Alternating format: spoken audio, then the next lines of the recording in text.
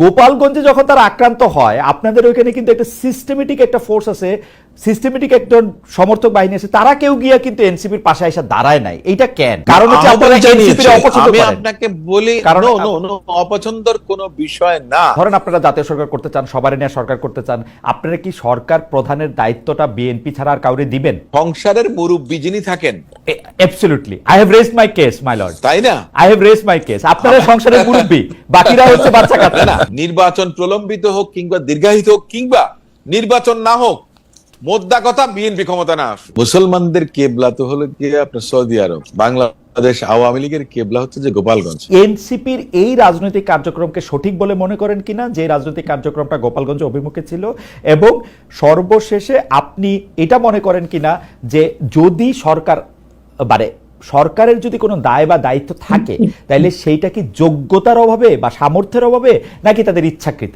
আওয়ামী লীগ এখনো মনে করে এনসিপি তাদেরকে আসলে উৎখাত করেছে, বিএনপি বা জামায়াত নয়। সেটা হচ্ছে যে 16 জুলাই যখন আবু সাইদ কিংবা চট্টগ্রামের ওয়াসিম আকরাম শহীদ হয়েছেন, সেদিন কেন আমি গোপালগঞ্জকে মেনে নিলাম? মুসলমানদের কেবলা তো হলো কি আপনার সৌদি আরব, বাংলাদেশ আওয়ামী লীগের কেবলা হচ্ছে যে গোপালগঞ্জ। আমি প্রথম কথাটাই মনে করি যে রাজনৈতিক দল হিসেবে যে কোনো বড় রাজনৈতিক দল কিংবা পুরনো রাজনৈতিক দল দায়িত্বশীলতার পরিচয় যদি দেন, তাহলে তারা সব সময় অ্যাভয়েড করবেন গোপালগঞ্জের মতো একটা জেলাকে বাদ দিয়ে তাদের কর্মসূচি শুরু করা। আমি একথা বলছি না যে আমার কর্মকাণ্ড কি তাহলে বাংলাদেশে ওই গোপালগঞ্জ পর্যন্ত বাদ দিয়ে রেস্ট্রিক্টেড না।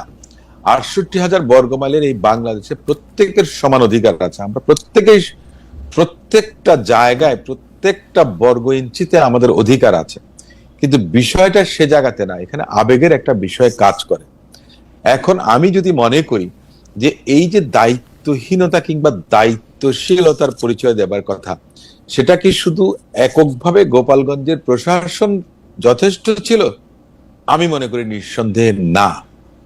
আওয়ামী লীগ ক্ষমতায় ছিল, সে সময়ও কিন্তু 15 বছর ফ্যাসিস্ট বিরোধী আন্দোলনে কোন কোন জায়গায় বাংলাদেশ জাতীয়তাবাদী দলের নেতাকর্মীরা থানা ঘেরাও করে রেখেছিল।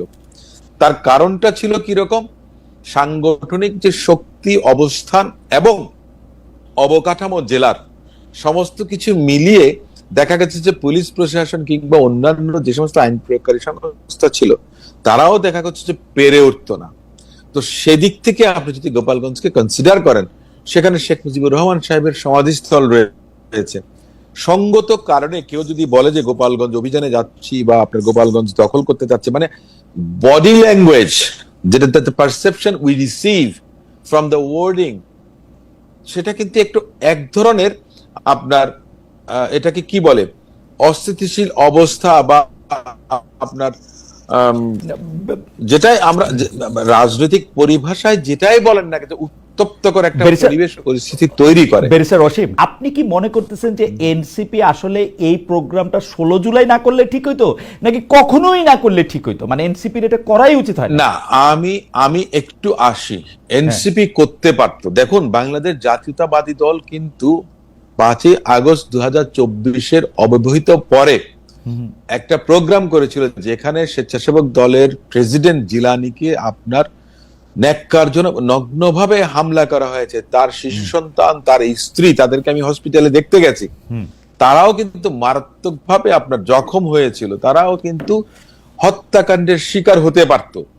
আমি সে কারণেই বলছি যে গোপালগঞ্জ জায়গাটা আওয়ামী লীগের জন্য কেবলা, আওয়ামী লীগের।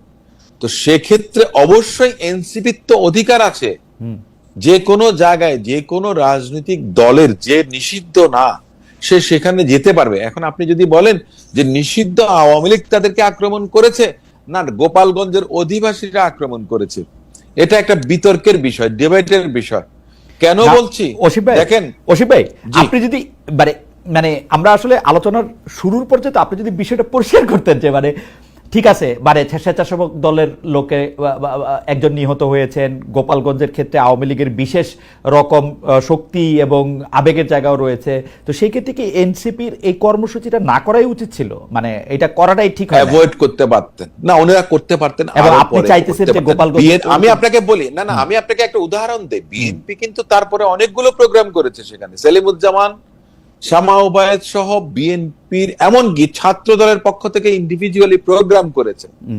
এটা আপনার পর্যায়ক্রমে সম্ভব। একটা কথা বলি যে এনসিপি করেছেন যারা অপেক্ষাকৃত তরুণ ভাই বোনরা, আমি তাদেরকে সাধুবাদ জানাই। তারা যে আন্দোলনে নেতৃত্ব দিয়েছেন, আমি সবসময় চেয়েছিলাম যে অঙ্কুরেই যেন কেউ ঝরে না পড়ুক, কিন্তু ওনাদের কর্মকাণ্ডটা দেখে মনে হয়েছে যে ওনাদের প্রত্যাশার থেকে প্রাপ্তিটা এত বেশি হয়ে গেছে যে ওনাদের অবস্থাটা অনেক সময় যে গায়ে মানে না আপনি মোড়ল, এমন ধরনের একটা না না, কিন্তু অসীম ভাই, কিন্তু অসীম ভাই আপনারা তো মোড়ল, ওরা তো গায়ে মানে না আপনি মোড়ল, আপনারা তো মোড়ল।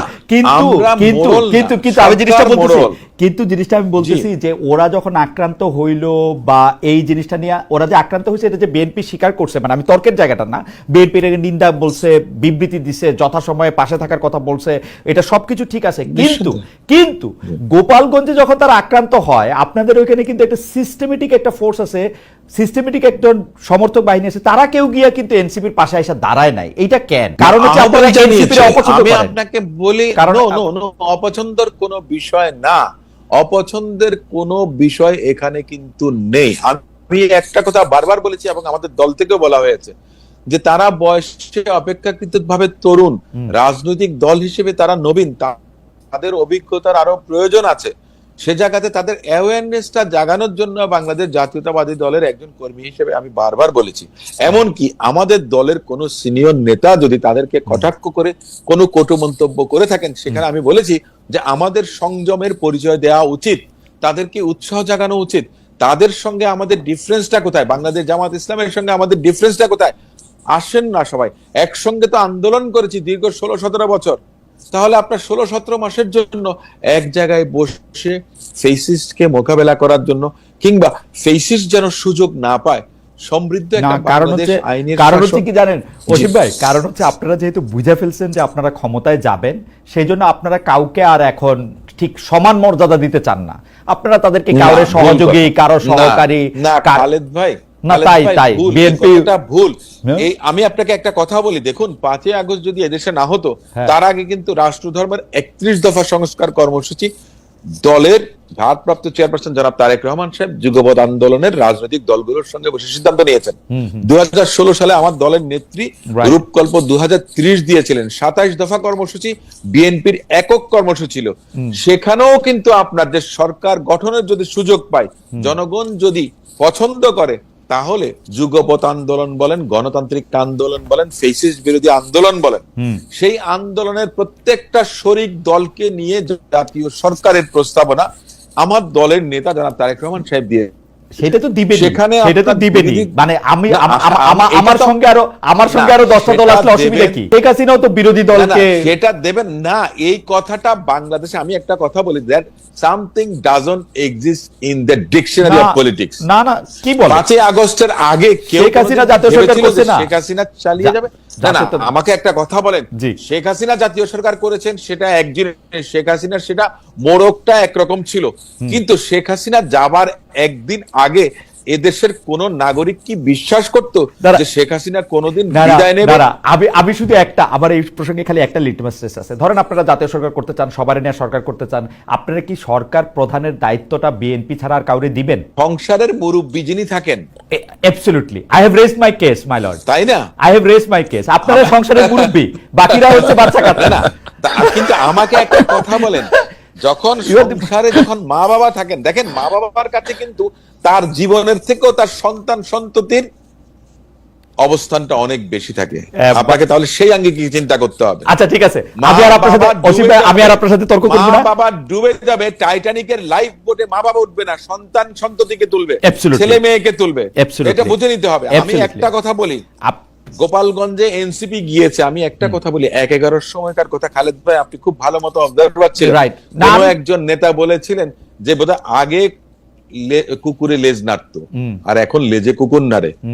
আপনার এনসিপি কে আমি একটু বলবো ওনাদেরকে যে ওনারা কেউ এই লাড়ালাড়ির মধ্যে ওনাদেরকে রেখেছেন, যদি সেটা করেন সেটা বাংলাদেশের জন্য, বাংলাদেশের ভবিষ্যতের জন্য ভালো হবে না। সুযোগটা অন্যরা কিন্তু পাবে। অসীম ভাই আপনাদের কি হয়েছে, আপনারা এনসিপির পিছনে জামায়াতের পিছনে এরকম ভাবে না, না, লাগছেন কেন? আমরা আমি সত্যি অসীম ভাই, আপনি একটু নিরপেক্ষ ভাবে একটু দেখেন। না, না, সত্যি সত্যি আমি এই যে একটা আপনি একটা কথা বলি, না, না। এটা বোধহয় এটা আমি একটা হলিউডের মুভিতে দেখছিলাম, তারপর এটা সালাউদ্দিন কাদের চৌধুরী যেহেতু অনেক এরসব মুভি টুভি দেখে থাকেন, তিনি এটা খুব ভালোভাবে কইছিলেন। কিন্তু এই কথাটা তো একটা মানে আপনাদের এত আদরের এই কিছু বাচ্চাদের জন্য এটা একটা খুব মানে লাকসই কথা। না, আমি আপনাকে একটা কথা বলি, আমাদের দলের নেতা জনাব তারেক রহমান সাহেব, আমাদের দলের মহাসচিব সাহেব থেকে আরম্ভ করে এমনকি আজকে তো অফিসিয়াল স্টেটমেন্ট এসছে, গতকালও এসছে, কিন্তু আমাদের দলের সর্বস্তরের নেতা কর্মীরা বলেছেন যে এনসিপির পাশে দাঁড়ানোর জন্য। গোপালগঞ্জে যে ঘটনা ঘটেছে নগ্ন নেক্কারজনক, এটার জন্য তো রাষ্ট্র দায়ী। রাষ্ট্র মানে কি জানেন? আচ্ছা, রাষ্ট্রদায়ী NCP প্রসঙ্গে বলেন- আসি। অসীম ভাই, আপনি শুধু একজন জুরিস্ট হিসেবে আমাকে এটা বলেন তো, রাষ্ট্র যে এটা দায়ী, আমি মাসুদ ভাইকে ওই প্রশ্ন করছিলাম যে এইটা কি রাষ্ট্রের সামর্থ্যের অভাব নাকি রাষ্ট্র এটা ইচ্ছা করে করে নাই? মানে মাসুদ ভাই আমাদেরকে, আপনি তখন আমাদের আমি একটা কথা বলেছিলাম মাসুদ ভাই এটা বলছে যে রাষ্ট্রের সামর্থ্যের অভাব না, রাষ্ট্রের সামর্থ্যের অভাব না। রাষ্ট্রের সামর্থ্যের অভাব না, আমি যে কথাটা বলেছিলাম আপনাকে একটু আগে, যে লেজে নাড়ে কিনা। লেজে নাড়ে কিনা, সে লেজ কারা ভাই? একটু খুলে বলেন না ভাই, বুঝি না তো লেজ কারা, মানুষ কারা? আমি তো বলছি যে এর মধ্যে তো তার মধ্যে রাষ্ট্রেরও আপনার থাকতে পারে, অন্য কেউ আপনার করে থাকতে পারে, এক্সটার্নাল অ্যাফেয়ার্স যেখানে ইনভলভ থাকতে পারে, ইন্টারনাল ডিস্টারবেন্স যারা চায় নির্বাচন প্রলম্বিত হোক কিংবা দীর্ঘায়িত হোক কিংবা নির্বাচন না হোক, মোদ্দা কথা বিএনপি ক্ষমতা না আসুক।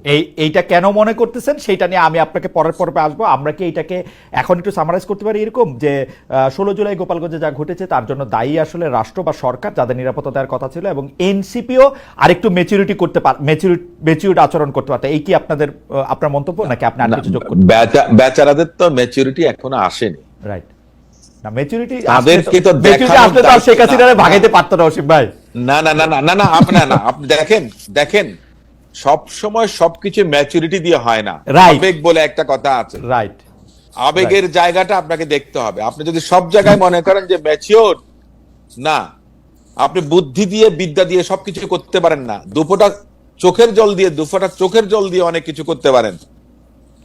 ম্যাচুরিটি এবং আবেগ দুটো ভিন্ন জিনিস, কিন্তু কখন কোনটা কাজে লাগে সেটা আপনাকে বিচারের মধ্যে আনতে হবে। আচ্ছা, আপনি যদি শেখ হাসিনার বিদায় এবং পতন, রাইট, আপনি লাইনটা শেষ করেন, সরি আমি আপনাকে শুনতে বলছি যে শেখ হাসিনার পতন এবং পতন পরবর্তী রাজনীতি এক জায়গায় যদি দেখেন, তাহলে আমার মনে হয় না যে সেটা সঠিক হবে।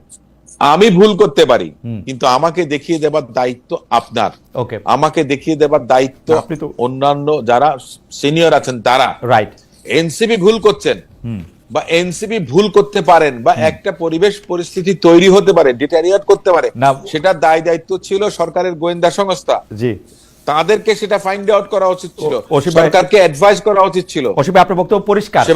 আপনি একটা মুরব্বির জায়গা থেকে জিনিসটা দেখতেছেন, আপনার বক্তব্য পরিষ্কার। আমরা আবার আসতেছি আপনার কাছে, আমরা একটু মাসুদ ভাই আপনার কাছে আসতে চাই। মাসুদ ভাই, আপনি কি মনে করেন যে এনসিপি রাজনৈতিকভাবে যে প্রশ্নটা আসলে আমি ভালো করে করতে পারি নাই, অসীম ভাইয়ের বক্তব্যে সেটা আরো অনেক বেশি পরিষ্কার, তারা কেন 16 জুলাই সেখানে অনেকগুলি প্রশ্ন এনেছেন। আপনি যদি এটা নিয়ে একটু মন্তব্য করতেন, তাহলে আমরা একটা অরিজিনাল প্রশ্নে যাইতাম আপনার কাছে। গোপালগঞ্জে এনসিপি নেতাদের উপর যখন ভয়াবহ আক্রমণ হলো, পরে সব রাজনৈতিক দলকে তাদের পক্ষে বিবৃতি দিতে দেখেছি, কিন্তু ঘটনাস্থলে এনসিপিকে রক্ষা করার জন্য বা তাদের প্রতি সমর্থন হিসেবে অন্য কোনো সংগঠন এগিয়ে আসেনি। আপনি এই মন্তব্যের জন্য কতটা মানে তার মন্তব্য আপনি কতটা সঠিক মনে করেন যে এনসিপিকে আসলে মানে একটা বিপদে পড়তে দেখছি, ভদ্রতা করে একটা দিলাম, কিন্তু আমরা কেউ ওই কাজটা করতে চাই নাই, এইটা আপনি কতটা সঠিক মনে করেন? পাশে দাঁড়ায়নি, পাশে দাঁড়ানোর বিষয়টা আমি আপনাকে একটা কথা বলি। যখন আপনার যে ঘটনাগুলো ঘটেছে, ডিসম্যান্টেল যখন হয়ে গেছে, আক্রমণ যখন হয়েছে, স্টেজে আগুন দিয়েছে, তখন এনসিপি নেতৃবৃন্দরা আপনার পুলিশ সুপারের কার্যালয়ে অবস্থান নিয়েছে। তার মধ্য দিয়ে কিন্তু আপনার আওয়ামী লীগ বা আপনার নিষিদ্ধ ঘোষিত আওয়ামী লীগ অথবা গোপালগঞ্জের অধিবাসী যারা দাবি করেন, তাদের সঙ্গে সেনাবাহিনী এবং পুলিশ সংঘর্ষে লিপ্ত ছিল। সে সময় সেই সংঘর্ষের মাঝখানে কারো যাওয়াটা খুব একটা যুক্তিসঙ্গত বা যৌক্তিক ছিল কিনা সেটা আমি মনে করি না, বিবেচনার মধ্যে আনি না। আমি মনে করি যে আপনি নিজেকে স্বপ্রণোদিত ভাবে বিপদের মধ্যে ঠেলে দেবেন, কারণ ততক্ষণে তারা নিরাপদ আশ্রয়ে চলে গেছেন। দ্বিতীয় যেই কাজটা করেছে, বাংলাদেশ জাতীয়তাবাদী দলের পক্ষ থেকে কিন্তু মিছিল করা হয়েছে সমগ্র গোপালগঞ্জ শহর জুড়ে। তারা শহর প্রদক্ষিণ করেছেন, তারা শান্তির পক্ষে। এবং যারা আপনার এই বিশৃঙ্খলা তৈরি করেছেন তাদের বিরুদ্ধে, তাহলে বাংলাদেশ জাতীয়তাবাদী দল দায়িত্বশীলতার পরিচয়টা দিয়েছেন যখন প্রয়োজন হয়েছে। অপ্রয়োজনীয়ভাবে আমি কাউকে নিজেকে বিপদগ্রস্ত করার কোনো কারণ আমি মনে করি না। সেক্ষেত্রে বাংলাদেশ জাতীয়তাবাদী দল তার অবস্থান থেকে যথার্থ দায়িত্ব পালন করেছে। সেক্ষেত্রে তাকে যদি কেউ বলেন যে দায়িত্বহীনতার আপনার অপবাদ দেওয়া হয় কিংবা বোঝা চাপানো হয়, সেটা সঠিক না। আওয়ামী লীগ এখনো মনে করে এনসিপি তাদেরকে আসলে উৎখাত করেছে, বিএনপি বা জামায়াত নয়। আপনার এই শেষ কথাটাই হচ্ছে আমি আপনার সঙ্গে একমত।